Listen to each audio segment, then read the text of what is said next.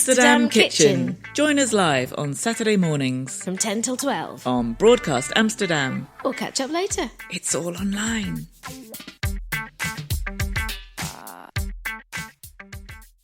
Welcome to the show, Carol Tarr of Atomic Spices.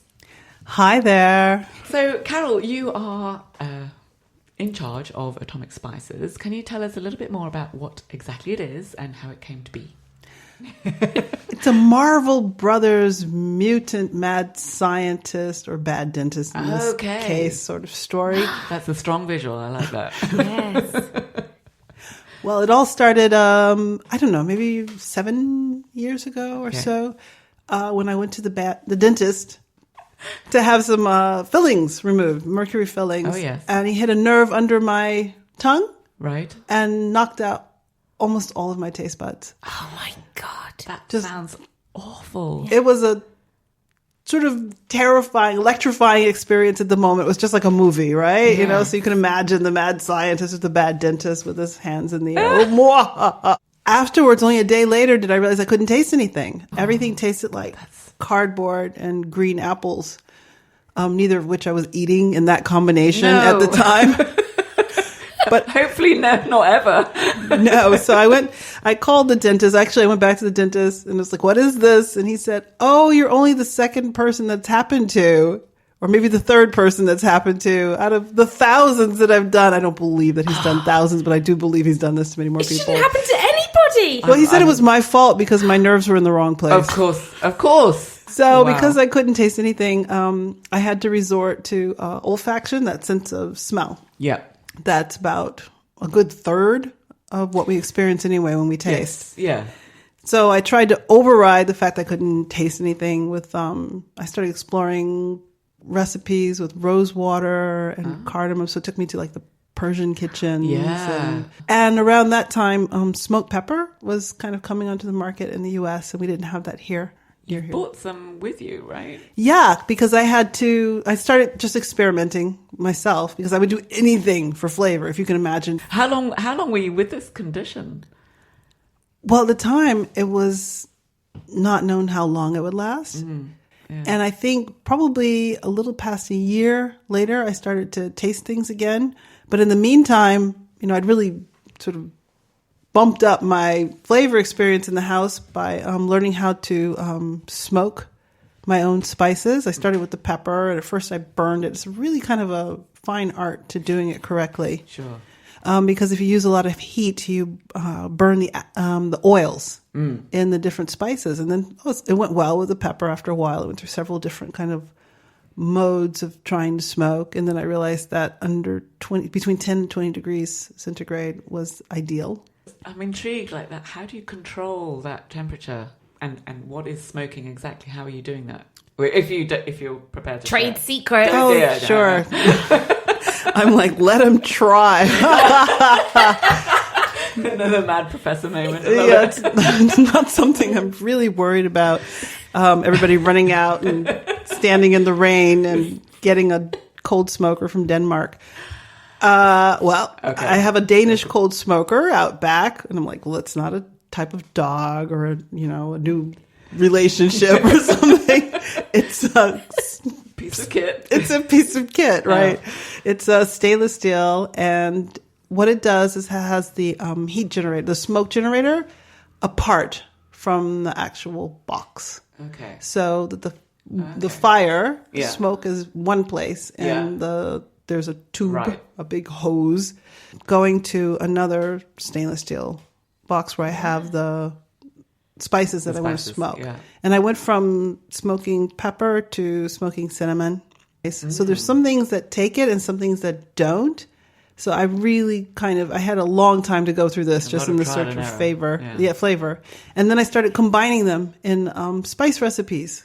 And so that's how I came up with different, like a Tex-Mex blend, because there wasn't really good Tex-Mex here. And it was always full of a lot of chemicals. And I found that you don't need these flavor enhancers.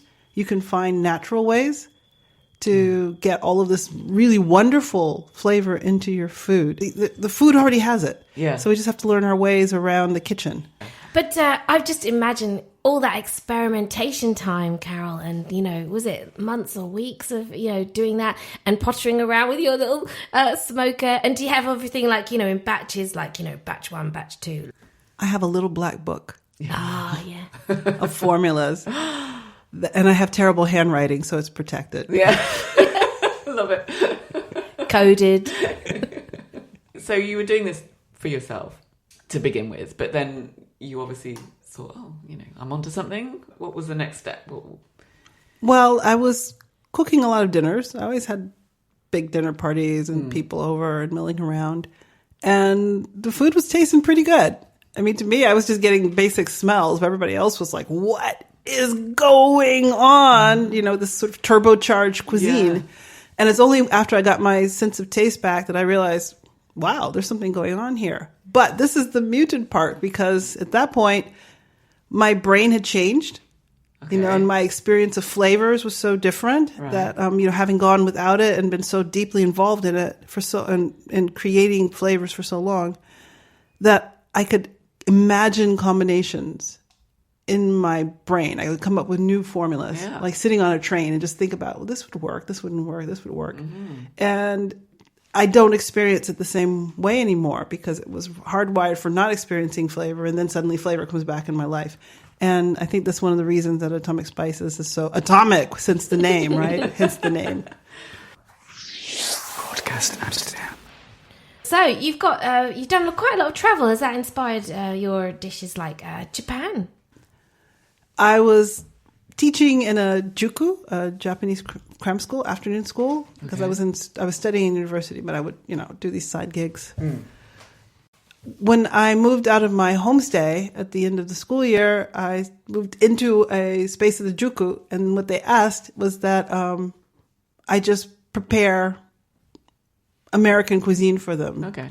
And being a, fairly young university student, I did not know my way around the kitchen at all. But it seemed pretty fair. Yeah. So I rifled around in their kitchen cabinets and I found an old Betty Crocker cookbook and Homes and Garden and all the classics like that. And so I started working my way through the pages of these cookbooks one at a time. And so I would serve like chicken and dumplings or macaroni and cheese. Yeah. And it went over so well.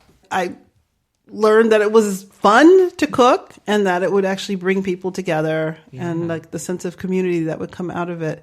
And it wasn't that hard. Yeah. It just tastes good or doesn't taste good. If it doesn't taste good, do something about it or toss it out and try again.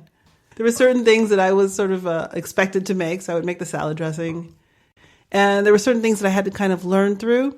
Very standard things that people actually eat in their houses. And so, it wasn't making sushi or things like that. It was just real food, which isn't very different than, say, what we do in a Western kitchen. But we use a lot more creamy things. And that's actually what they were looking for, was for me to just throw a lot of cream into stuff. That was it. They're like, yes, this is it.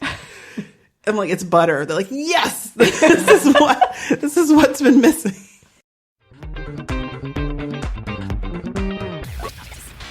Amsterdam Kitchen. You set up a few years ago, and then you took a little break, but you're back now. Is that right? Yes, I am back. Yay. It's been a rocky road since I've been back. I was surprised by. I didn't expect life to just throw so many things at me, but it's probably part of the grit of entrepreneurship is that you just gotta keep going. And I restarted. I was like, this is it. I'm restarting. My launch is October 1st. I had my logo redesigned. I had, my website going. It went. The order started almost like 10 minutes after the web shop went live. And then that was October 1st. And then October 2nd, I heard my mother died. That was a surprise, right? So this is what happened. So then I had to deal with that. And then October 3rd, I found out that I had gotten this fellowship that I'd applied for. Surprise! Wow. Fellowship. I mean, so if you talk about massive, random things thrown at me and having to really sit, and I allowed myself to just have quiet moments, which was the Spice Kitchen is great for, and allow myself to really think about what it is that I wanted to do and if it would all fit together. And yeah, it does all fit together. They are here. They're part of my life. And I mean, that's it. It's a telling sign. You went live online with your shop and 10 minutes later, the orders started coming in. That's how long people have been waiting for your spices to come back. Apparently so. Yeah. I've never forgotten them. And I've never forgotten because these, these smells, these flavors, we've got some in the studio. What have you brought in, Carol? Well, I brought in some smoked pepper, smoked telecherry pepper. So it's like one of the best peppers you can get. Okay. Is that peculiar to a particular country? The Malabar coastline, Kerala. It's a geographical variety, sort of like champagne is specific to a specific region. So telecherry pepper is grown wrapped around the areca palm tree. So there's a symbiotic relationship that gives it its flavor. Yeah. So it's a larger pepper, and it's kind of fruity and spicy at the same time. And then I smoke it, which sounds strange in Amsterdam. Oh, yeah. Not in that way. Not in a pipe. In my cold smoker. In your cold smoker, yes. And this, I love it because you've got this special pepper in a little capsule, which again is very Marvel-esque. You could smell the smoke also. Oh, yeah. Yeah, I know the aroma on that I tried earlier. It's wonderful. And what kind of meals would you add that to, or just would you add it to finish something off, or into the kind of cooking stage? You know who really likes it? Vegetarians. Oh, yes. Because it adds that smoked aroma that's immediately associated with bacon and things.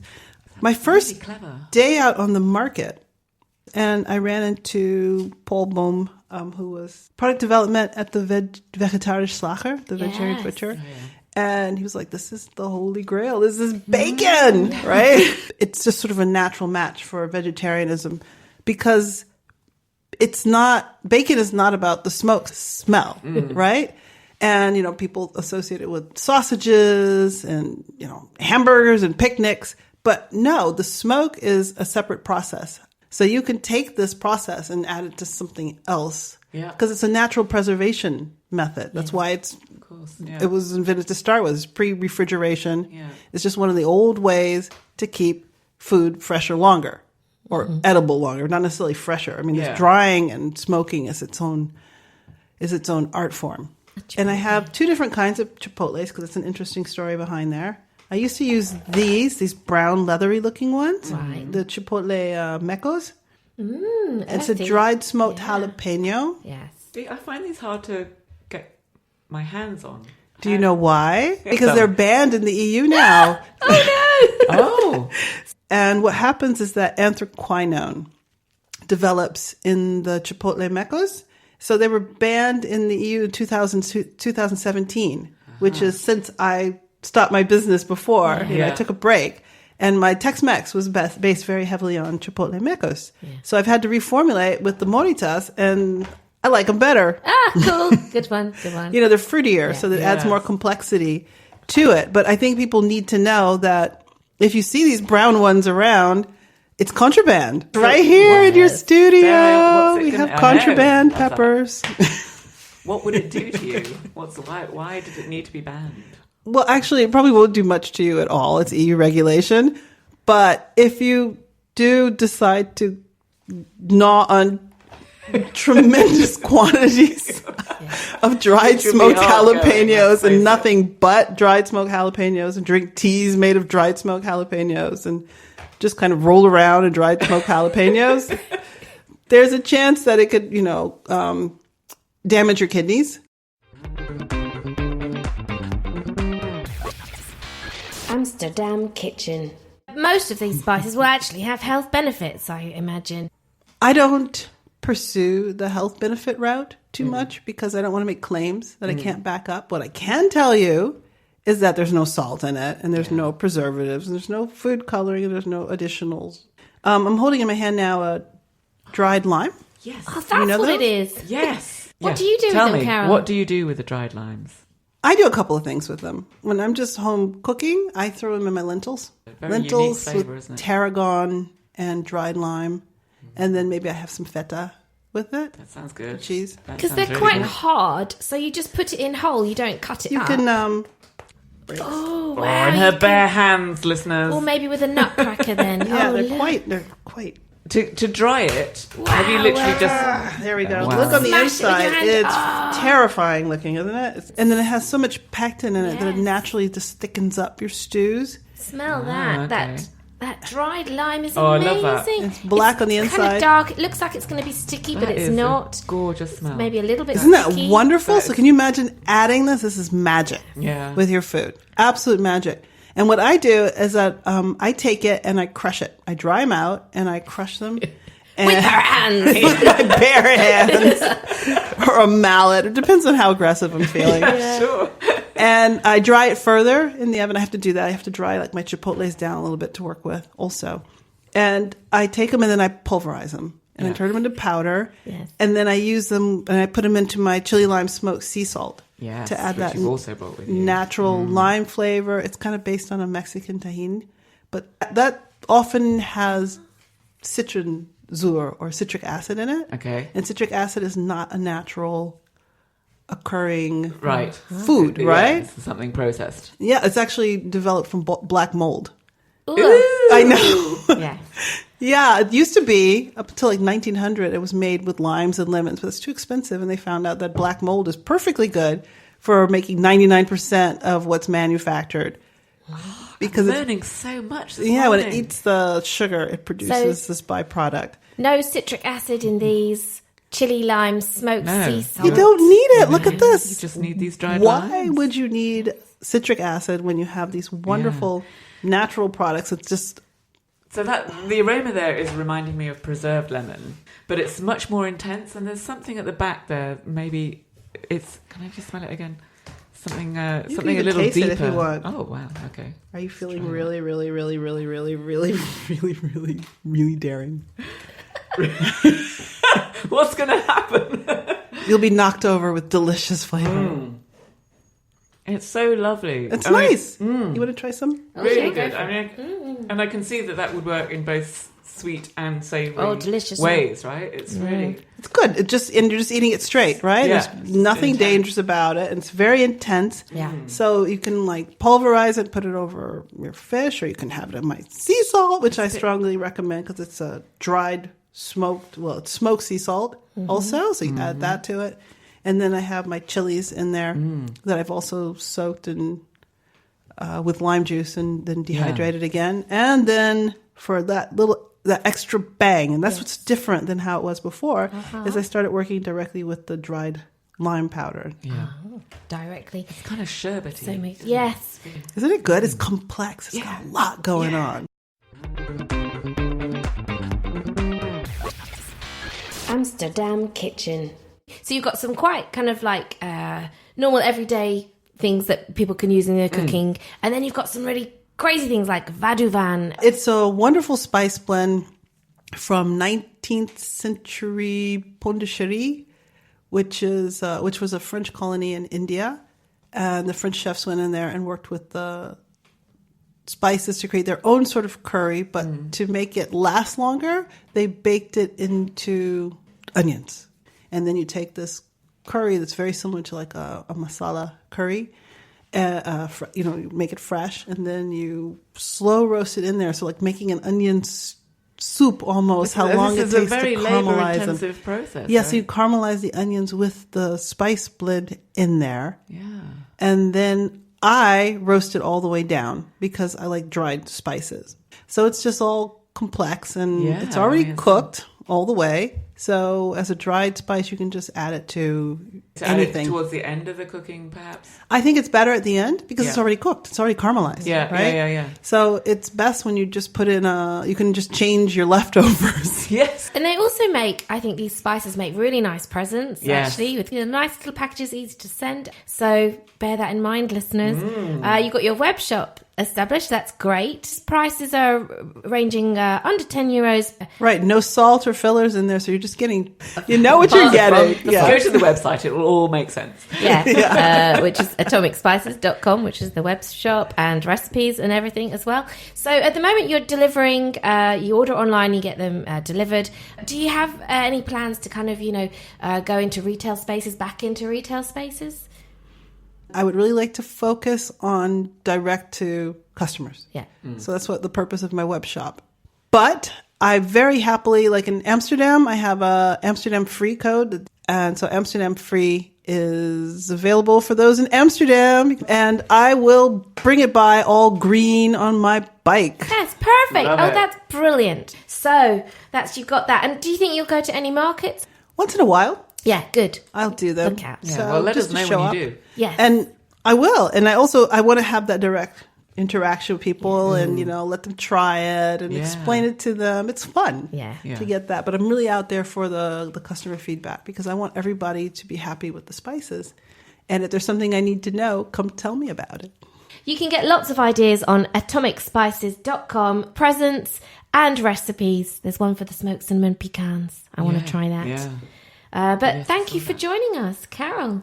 Thank you for having me here. Yeah. It's a real pleasure. Really, really great.